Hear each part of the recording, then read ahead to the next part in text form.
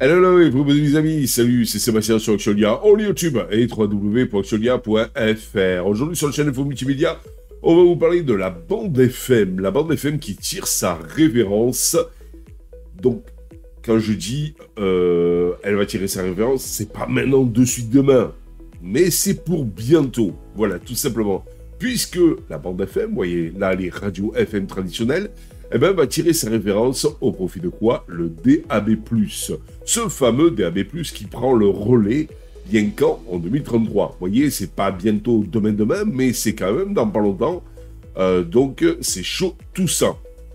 Le paysage radiophonique français se prépare une grande transformation.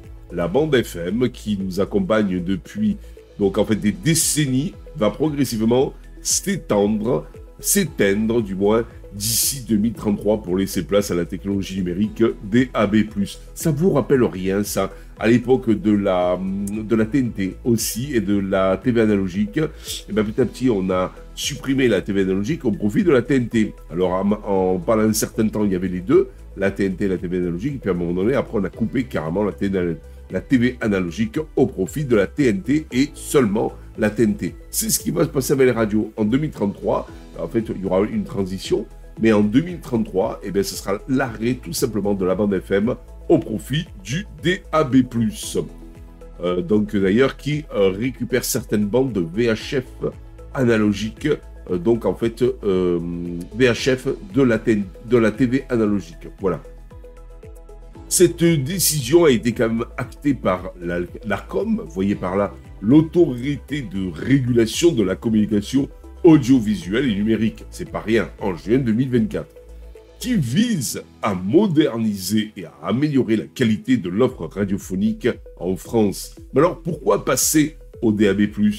L'adoption du DAB+, s'inscrit dans une volonté d'offrir aux auditeurs une expérience radiophonique plus riche et plus qualitative surtout.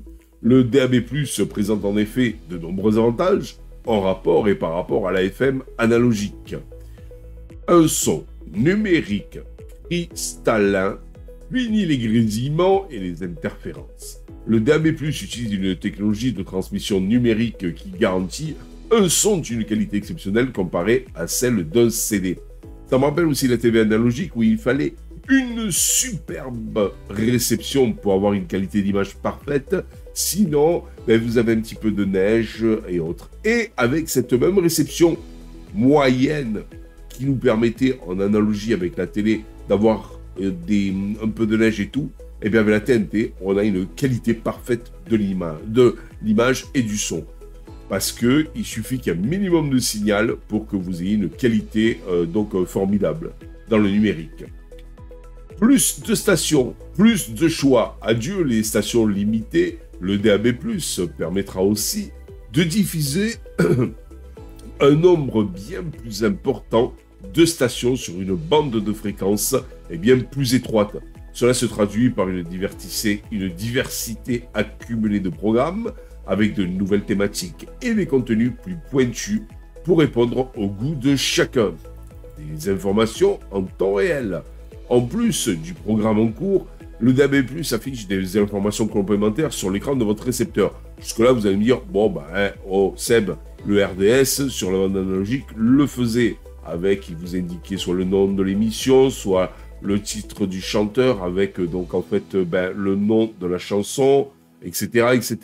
Là, ça va plus loin. Donc, parce qu'il indique sur votre récepteur le nom de la station, comme la FM analogique, le titre de l'émission, le nom de l'artiste, donc comme l'analogie, ou encore la météo, ça ne le faisait pas sur le RDS, des fonctionnalités innovantes, pause retour en arrière, choix du programme suivant, et en plus, il vous affiche donc sur les récepteurs DAB+, un peu plus avancés, la pochette du disque.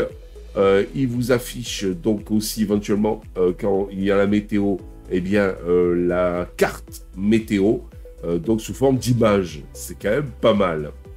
Le DAB+ offre des fonctionnalités similaires à celles d'un lecteur multimédia pour une expérience radiophonique plus intuitive et interactive. Un calendrier de transmission progressive. Soucieux de garantir une transition en douceur pour les auditeurs et les diffuseurs, les autorités ont mis en place un calendrier progressif. 2024-2027, on est en plein dedans.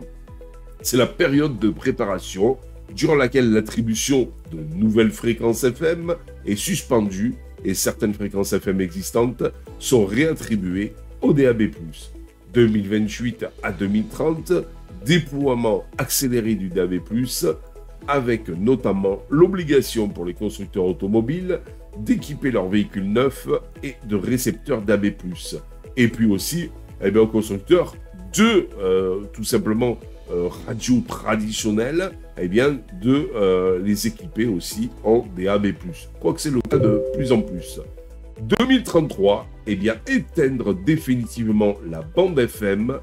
Les aides seront là pour accompagner les utilisateurs et les auditeurs, donc pour éventuellement acheter un poste de radio DAB+, ce qui avait été le cas à l'époque de la TV analogique, on est passé au numérique, où il y avait des aides pour les personnes les plus précaires, pour qu'ils puissent acheter un décodeur, pour continuer à regarder la télé gratuitement et bénéficier de la TNT avec beaucoup plus de chaînes. Rappelez-vous, nous avions 6 pauvres petites chaînes à l'époque de la TV analogique et nous nous sommes passés à 25 ou 26 actuellement. Afin de faciliter l'adoption du DAB+, pour le grand public, des aides spécifiques donc seront mises en place.